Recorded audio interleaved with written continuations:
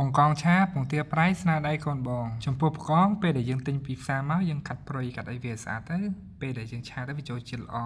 ហើយចំពោះពងទាប្រៃគឺយើងញែកវាពងទាយកអាផ្ទៃក្រហមហើយនិងផ្ទៃសហ្នឹងចេញពីគ្នាបន្ទាប់ពីយើងញែកពងទាហើយយើងចាប់ដើមដាក់ខ្លាញ់លីងខ្ទឹមឲ្យឈ្ងុយដាក់ស្ករដាក់ប៊ីចេងតាមចំណង់ចំណូលចិត្តហើយកុំភ្លេចពងទាប្រៃហើយចំពោះបង្កងពេលដែលយើងដាក់ពងទាប្រៃឆាចិត្តឆ្អិនហ្នឹងគឺចាប់ដើមតម្លាក់បង្កងចូលហើយពេលដែលយើងឆាបង្កងនឹងឆ្អិនហើយកុំភ្លេចជីនិងលឹកខ្ទឹមដាក់ទៅគឺឈ្ងុយមែនតើហើយរសជាតិវិញតាមចំណង់ចំណូលចិត្តអ្នកទាំងអស់គ្នាចង់បានដិតដាក់តាមដិតចង់បានស្រាដាក់តាមស្រាអ្នកទាំងអស់គ្នាហ្នឹងហើយអ្នកទាំងអស់គ្នាចំពោះហាងយើងមានសេវាកម្មដឹកដល់កន្លែងហើយអង្គុយញ៉ាំហើយស៊ីត្រាវជាមួយនឹងអតិថិជនទៀតហ្នឹងហើយបើកុំឲ្យកាត់ពេលយូរយើងទៅស្ដាប់សម្ដីពិតរបស់អតិថិជនលិតមួយនេះហើយស្នាដៃរបស់ឆេបរ